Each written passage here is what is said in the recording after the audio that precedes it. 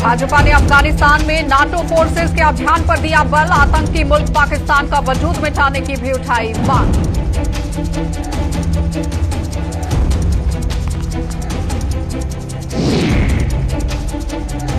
पूर्व मंत्री अब्दुल माजिद वानी ने प्रशासन के रवैये को लगाई लताड़। मौलिक अधिकारों का हनन करने का लगाया आरोप।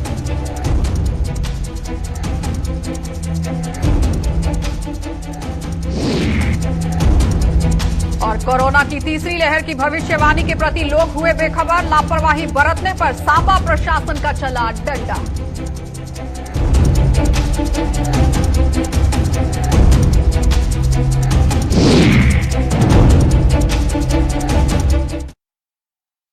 नमस्कार, बुलेटिन में आपका स्वागत है। मैं हूं आपके साथ आशा सरमाल। चलिए शुरुआत करते हैं बुलेटिन की। अफगानिस्तान में उपजे हालात पर चिंता जताते हुए भारतीय जनता पार्टी की प्रदेश इकाई ने तालिबान, अलकायदा और आईएसआईएसआई की और साथ ही साथ यहां पाकिस्तान की खुफिया एजेंसी आईएसआई का वजूद मिटाने पर भी बल दे दिया है। और भाजपा ने इसके लिए नाटो फोर्सेस और दुनिया के तमाम बड़े देशों से मिलकर कार्यवाही करने की मांग की। भाजपा के प्रदेश अध्यक्ष रविंद्र रैना ने कहा कि हिंदुस्तान और अफगानिस्तान की सदियों से मैत्रीपूर्ण संबंध रहे हैं और उन्हें पूरी उम्मीद है कि जहां जल्द अमन लौटेगा और पठान की जीत होगी। तो रविंद्र रैना ने नाटो के पाकिस्तान पर भी आप देखिए किस तरह से बयान आज दिया है और पाकिस्तान पर भी एक बड़ा सैन्य ऑपरेशन की मांग करते हुए वहां चल रहे आतंकी शिविरों को ध्वस्त करने की जरूरत पर बल दे दिया। उन्होंने कहा कि पाकिस्तान यह रावण की लंका जैसा बन चुका है, लिहाजा दुनिया की सभी ताकतों को मिलकर उसकी हस्ती मिटाना बहुत जरूरी है। इससे पहले आज कुछ और लोगों ने भी भारतीय जनता पार्टी का दामन थामा, जिनका संगठन में जोरदार तरीके से स्वागत भी किया गया। सारी दुनिया को एक बार फिर अफगानिस्तान के हालात पर गंभीरता से विचार करना होगा। अफगानिस्तान इस समय बहुत मुश्किल दौर से गुजर रहा है। तालिबान हो, अलकायदा हो, आईएसआईएस हो या पाकिस्तान की खुफिया एजेंसी आईएसआई हो, इस समय अफगानिस्तान को बुरे तरीके से इन्होंने बर्बाद किया है। अफगानिस्तान आज की डेट में आतंकवादियों से बुरी तरीके से ग्रसित है। यहाँ तालिबान, अलकायदा, आईएसआईएस के खिलाफ नाटो फोर्सेस और दुनिया की तमाम बड़े देशों को मिलकर कार्रवाई करनी चाहिए। भारत के लोगों की हमेशा अफगानिस्तान के लोगों के प्रति सहानुभूति है। हिंदुस्तान और अफगानिस्तान के लोगों की दोस्ती सदियों पुरानी है। हमारे और अफगानिस्तान के लोगों के, अफगानिस्तान के जो आवाम है, वहाँ की जनता है, उसके और हिंदुस्तानियों के जो ताल्लुकात हैं वो भाइयों जैसे हैं, दोस्तों जैसे हैं। हम चाहते हैं कि अफगानिस्तान में जल्द अमन आए। पाकिस्तान के खिलाफ नाटो को मिलिट्री ऑपरेशंस करना चाहिए। पाकिस्तान के कब्जे वाले जम्मू कश्मीर हो, कराची, लाहौर या इस्लामाबाद हो, जहां जहां आतंकवादियों के ठिकाने हैं उनको ध्वस्त किया जाना चाहिए। नाटो फोर्सेस को पाकिस्तान स्थित आतंकवादी शिविरों को ध्वस्त करना चाहिए और पाकिस्तान के खिलाफ कड़े आर्थिक प्रतिबंध लगने चाहिए, क्योंकि पाकिस्तान की भूमि शरेआम आतंकवादियों के प्रयोग के लिए उसका इस्तेमाल हो रहा है। पाकिस्तान रावण की लंका के जैसा बन चुका है और दुनिया की सभी ताकतों को मिलकर इस राक्षस रूपी पाकिस्तान को समाप्त करना होगा।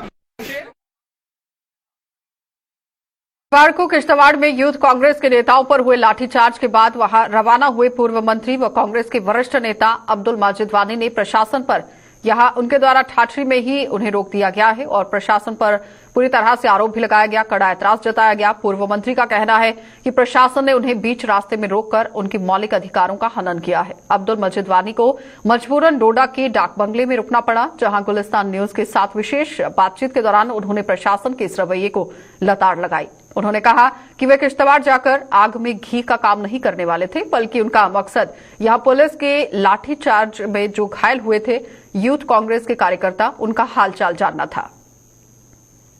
उनको भैया हम वो लोग हैं, हमारी वो पार्टी है जिसका एक इतिहास है और जो आग में पानी डालती है बल्कि पानी में आग नहीं डालती। और हमारा यही काम था कि वहाँ पे जाकर हालात को ठीक कर रहा, और अगर कोई प्रोवोकेशन कोई करने की कोशिश भी करेगा उसको भी दबाने की कोशिश हम करेंगे। बल्कि हमारा था एडमिनिस्ट्रेशन और यूथ के लोगों को, जिन यूथ के लोगों को कल को लाठीचार्ज किया गया वो जख्मी हैं, उनके हालात को देखने के लिए हम हॉस्पिटल जा रहे थे। हमारा कोई एजेंडा नहीं है प्रोटेस्ट का।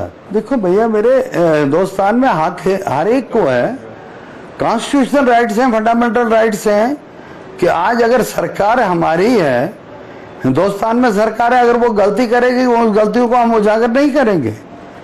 हमारा पेट्रोल का जो आपकी कीमत है कहाँ पहुंची, आपके सिलेंडर्स की कीमत कहाँ पहुंची, आपके डेली जो आपकी चीजें हैं खाने की उनका रेट क्या है।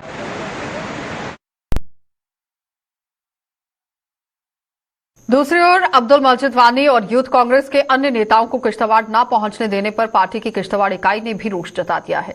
यूथ कांग्रेस ने आरोप लगाया कि पुलिस अब अत्याचार पर उतर आई है और पूरी तरह से आप देखिए किस तरह से आज धरना प्रदर्शन भी किया गया, जिसने यूथ कांग्रेस के कार्यकर्ताओं के साथ साथ कई अन्य लोगों को भी बुरी तरह से पीटा है और जिनका प्रदर्शन के दौरान यहां कोई लेना देना नहीं था। यूथ कांग्रेस ने आज एक प्रेस कॉन्फ्रेंस कर पुलिस की बर्बरता के सबूत की भी पूरी तरह से धज्जियां उड़ाई और मीडिया के समक्ष ये पूरे सबूत रखे गए।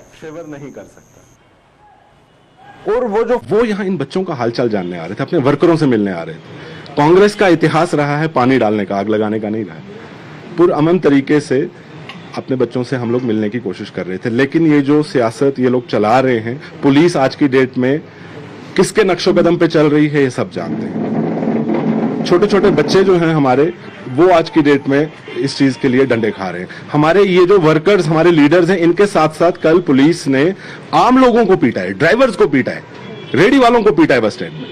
तो मैं आपके माध्यम से पूछना चाहूंगा, आखिर उनका गुनाह क्या है कि वो सच बोल रहे हैं, वो सच के साथ है, वो हिंदुस्तान के साथ है, वो हिंदुस्तान को बचाना चाहते हैं।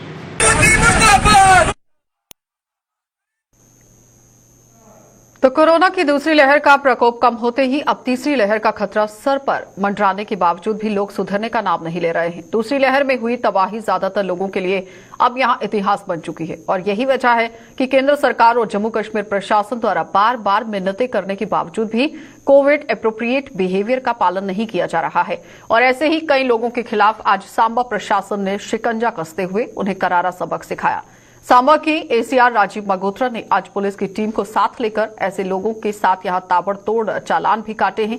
लोगों पर कार्रवाई की गई और इस मुहिम के दौरान सार्वजनिक वाहनों पे भी सवार लोगों के अलावा दुकानदारों और राहगीरों को भी नहीं बख्शा गया।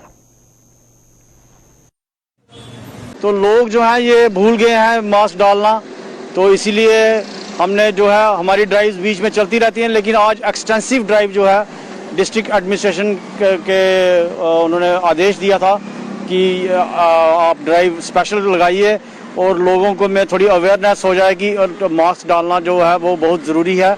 और देखा गया है कि काफ़ी लोगों ने जो मास्क नहीं डाला था, तो हमने इरिस्पेक्टिव ऑफ किसी का लिहाज नहीं किया है। जिसने मास्क नहीं डाला है उसको हमने फाइन जो है वो किया है। कुछ एक दो लोगों ने सामान भी अपना लगाया था, दो चार जो है वो लोग भी ज़्यादा दुकान के अंदर थे, तो उनको भी हमने जो है हैवी जो है पेनल्टी दी है।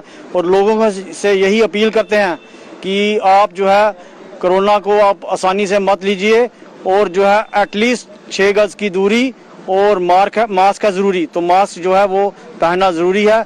अगर फिर भी नहीं माने तो आगे से हम इनको हैवी पेनल्टी के साथ इनको CRPC में इनको जो है वो इनको सजा भी दिलवा सकते हैं हम।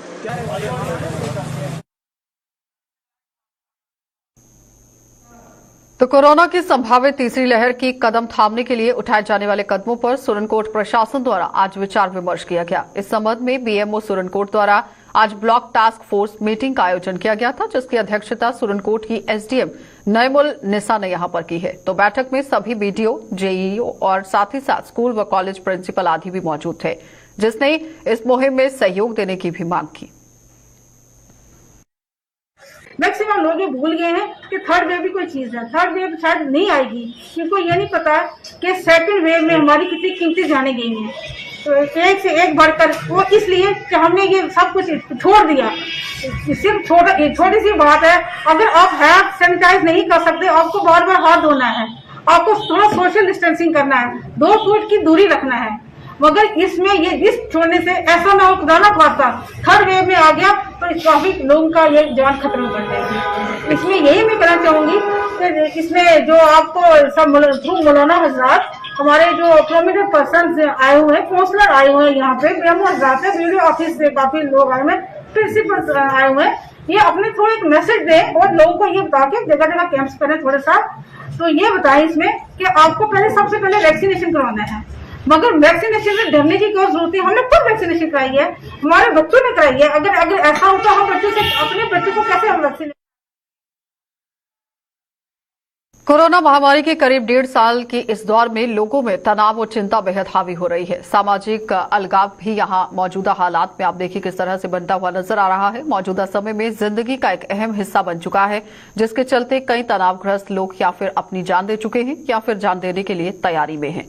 तो स्टेट डिजास्टर रिस्पांस फोर्स यानी SDRF ने एक उम्दा पहल करते हुए ऐसे लोगों को सुकून पहुंचाया है। SDRF ने सुकून नाम की एक हेल्पलाइन शुरू कर दी है, जिसका उद्घाटन आज DGP और SDRF के कमांडेंट जनरल PK सिंह की मौजूदगी में GMC जम्मू की प्रिंसिपल डॉक्टर शशि सूदन शर्मा ने किया है। और सुकून ने एक टोल फ्री नंबर भी यहां जारी कर दिया है, जिस पर तनाव से जूझ रहे लोग को पूरी तरह से संपर्क कर पाएंगे और विशेषज्ञों द्वारा उनकी काउंसलिंग की जाएगी। और सुकून में तैनात किए गए स्टाफ को भी 1 हफ्ते की विशेष ट्रेनिंग दी गई है। 1.5 साल के करीब दायरा होने जा रहा है और इसमें सोशल आइसोलेशन बिल्ट इन रहता है और जो रेजिलियंस इंडिविजुअल में चाहिए होता है उसमें सोशल कनेक्टेडनेस ज़रूरी है। तो सुकून इस दायरे, इस गैप को एक तरह का ब्रिज बनेगा, जिससे लोगों को एक मौका मिलेगा अपनी परेशानी सुनाने का और सही रास्ते की तरफ बढ़ने का। Thank you. हमारे यहाँ पे यही एक सही मौका था और ख़ासकर कोविड टाइम्स में और भी उभर के ये सामने आया कि डिप्रेशन एक आम, हर कोई जैसे सैडनेस की तरफ या एंग्जाइटी का एक कंपोनेंट, एक परमानेंट हिस्सा बनता जा रहा है हमारी ज़िंदगियों का, या डिप्रेशन में लोग रह रहे हैं तो एकदम उनकी कॉन्फिडेंशियलिटी भी रखी जाएगी और कोई काउंसलर, एक बहुत अच्छा काबिल काउंसलर कोई अपना उनके लिए अवेलेबल होगा जिसकी एकदम मदद ले सकते हैं। और हम ऐसे दिन की उम्मीद करते हैं कि ये जो अटेम्प्ट टू सुसाइड है वो भी 0 तक चला जाए इस सुकून की मदद से। तो भारतीय जनता पार्टी की सुचेतगढ़ विधानसभा के कार्यकर्ताओं की आज बैठक का आयोजन किया गया और भाजपा की आरएसपुरा जिला इकाई के प्रधान हरभजन सिंह पम्मी की अध्यक्षता में ये बैठक हुई। और बैठक में संगठन महामंत्री अशोक कौल, पार्टी की प्रदेश उपाध्यक्ष श्यामलाल चौधरी भी मौजूद रहे। बैठक में पार्टी को और मजबूत बनाने के उपायों पर चर्चा के साथ साथ इसके आगामी कार्यक्रमों को लेकर भी मंथन किया गया।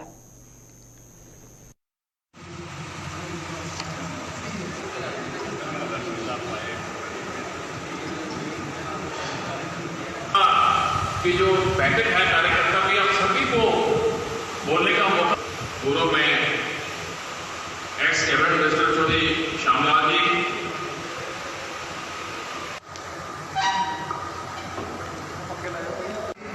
इस कॉन्फ्रेंसी के तौर पर हम सब लोग बैठे हैं। आज हम थोड़ा हम सब बात करेंगे। मैं ज्यादा ना बोलता हुआ आपने इस शब्दों को यही सब बोलूंगा और वो भी जिम्मेवारी प्रदेश से मिलती है, उसको निभाने में कोई गड़बड़ नहीं होती है। और आज भी वो चर्चा आपका हमारे छत्तीसगढ़ क्रांति समिति के भारतीय जनता पार्टी के कार्यकर्ताओं को मिला है। इसमें किसी किस्म की कोई कमी, कोई और कसर नहीं छोड़ेगी और आने वाले समय में भारतीय जनता पार्टी संगठन के लिए मजबूती करने के लिए हर वो काम करेंगे जिससे संगठन को मजबूती मिले।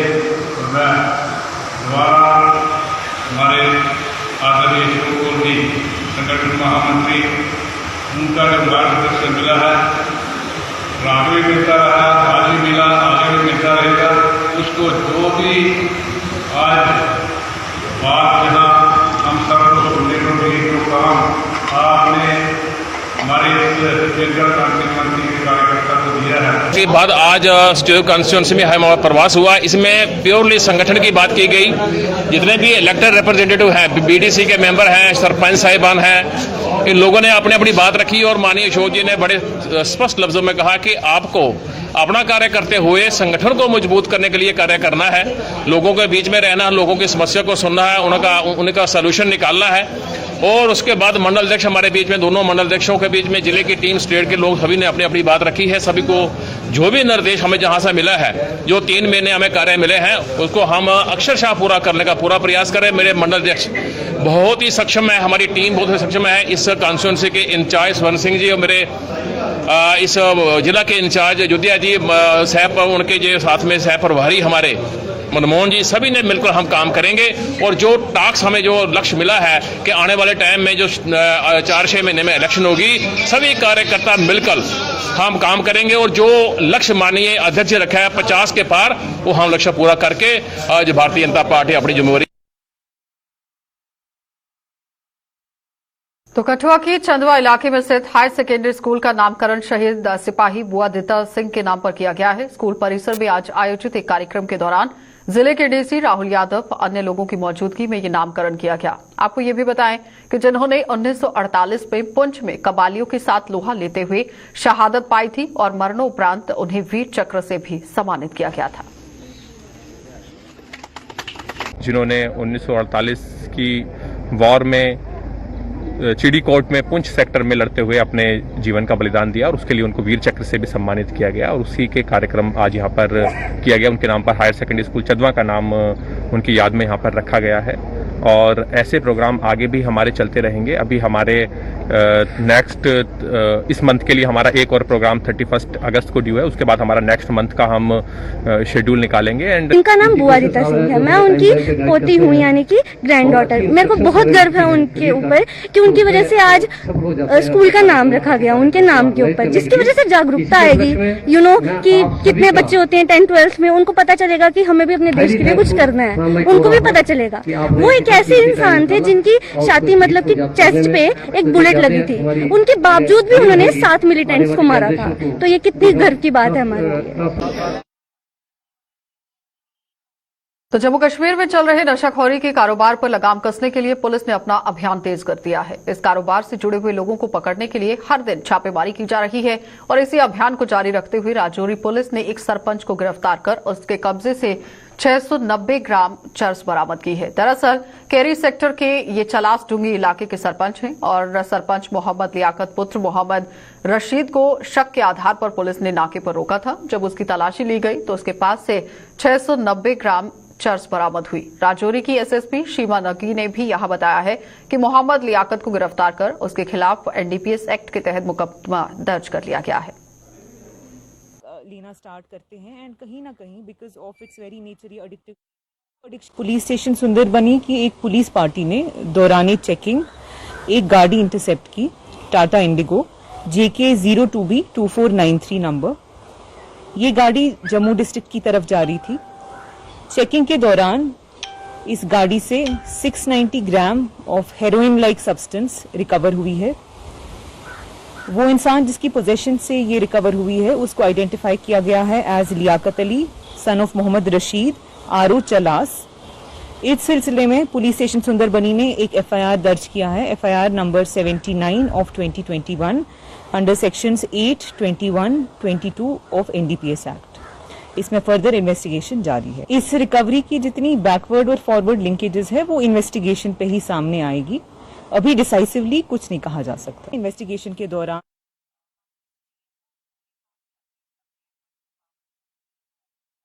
तो रामबन में एक सरकारी स्कूल को तोड़े जाने का विरोध कर रहे अखिल भारतीय विद्यार्थी परिषद के कार्यकर्ताओं से वहां पर पुलिस द्वारा कथित तौर पर की गई मारपीट का मामला गर्माता जा रहा है। जम्मू में आज परिषद की प्रदेश इकाई ने रामबन पुलिस के खिलाफ जोरदार प्रदर्शन किया और इस दौरान उनकी पुलिस के साथ भी जबरदस्त यहां झड़प देखी गई और इस पूरी अपराध ढापी में भी पुलिस ने परिषद के कई कार्यकर्ताओं को गिरफ्तार कर लिया और परिषद ने रामबन में प्रदर्शन कर रही छात्राओं को भी पीटने का आरोप लगाते हुए वहां के SHO को तुरंत प्रभाव से निलंबित करने और पूरे विवाद में शामिल लोगों के खिलाफ न्यायिक जांच करवाने की मांग कर दी।